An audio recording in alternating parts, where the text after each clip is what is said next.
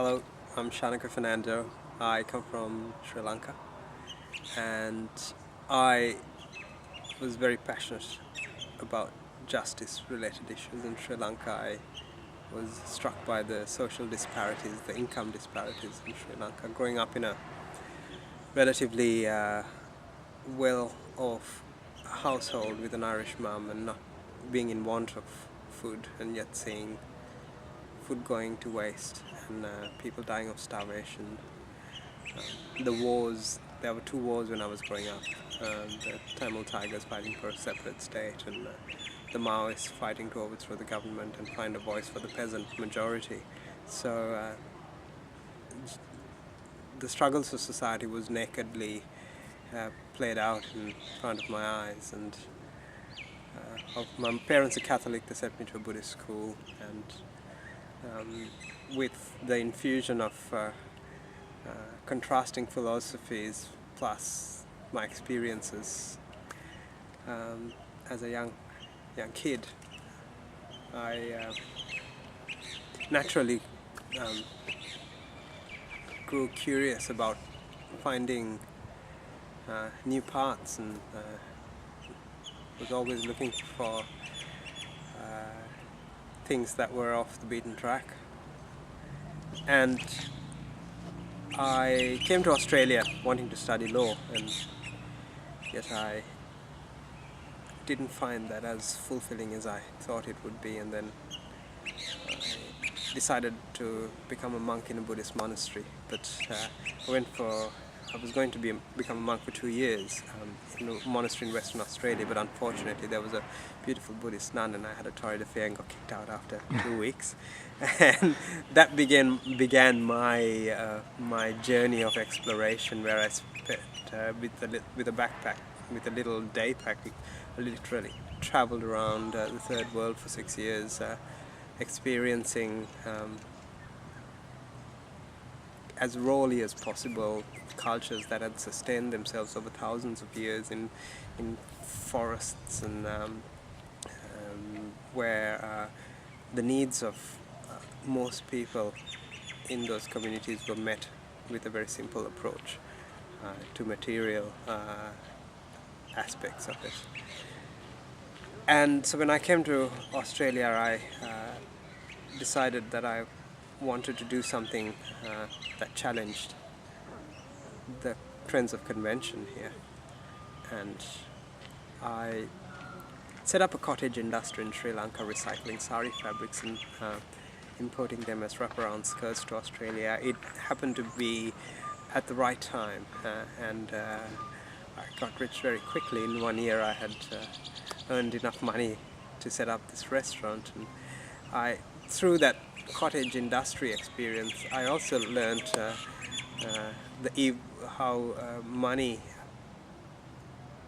doesn't always have very positive outcomes, because the people of the village in Sri Lanka who I supported by buying the sari fabrics and selling them in Australia, they lost their identity and they lost this acceptance in the village, and eventually that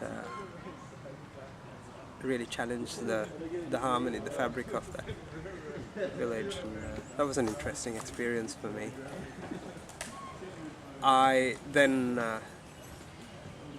wanted to set up a restaurant, and the idea with the restaurant was to not have any prices, just to make food as generously as possible and explore this notion of trust in society. I wanted to see if I could trust the people that I lived around, and how they would respond to freedom and responsibility. The Western world is always sending armies overseas to protect our freedoms, and given the freedom, I wanted to see how people respond to it. Do they recognize its presence, and then would they value it?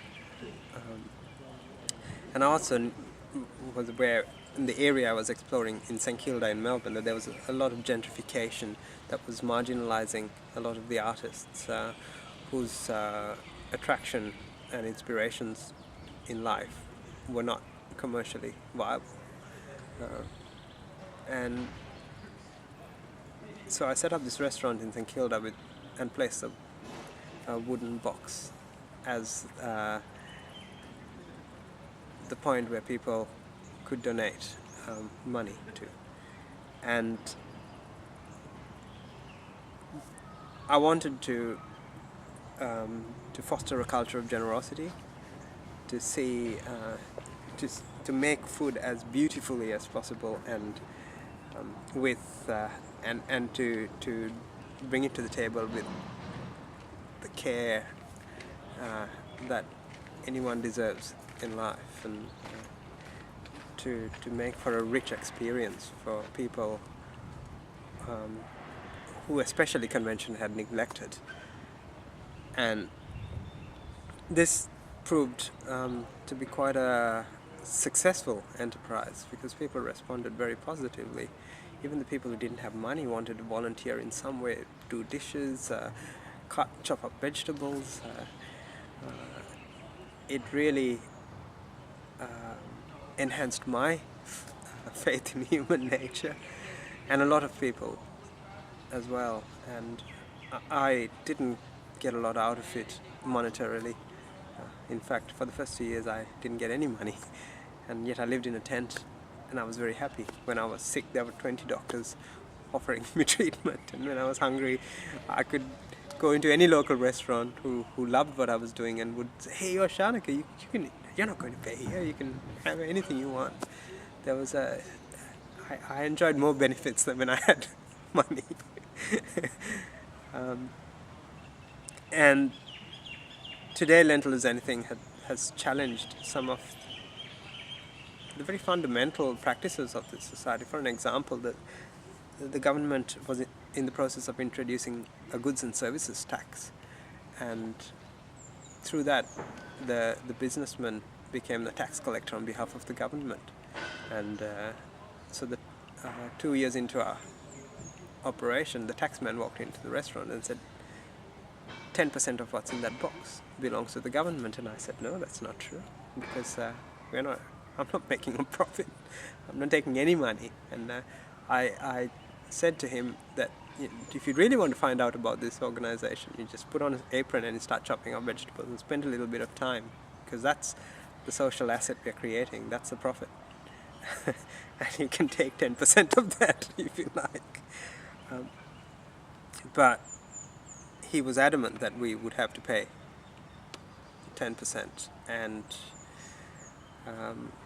we went to court with the tax office, and after 5 years of intense legal battles and many hundreds, if not thousands, of hours spent and volumes of paperwork, we won the battle, because and we managed to get the tax office to change tax legislation to fit in a pay what you feel philosophy, to not have to attract GST, and that was a very significant victory. To me, Lentil As Anything has demonstrated over these 10 years the strength of something simple, an approach that just focuses on cooking a good meal and serving it up and seeing what happens, and focusing on that, and the challenges that we have faced have been many, but so far it stood up to all of them, and the strength of its enterprise has been very good. Good, that's wonderful. Thanks very much.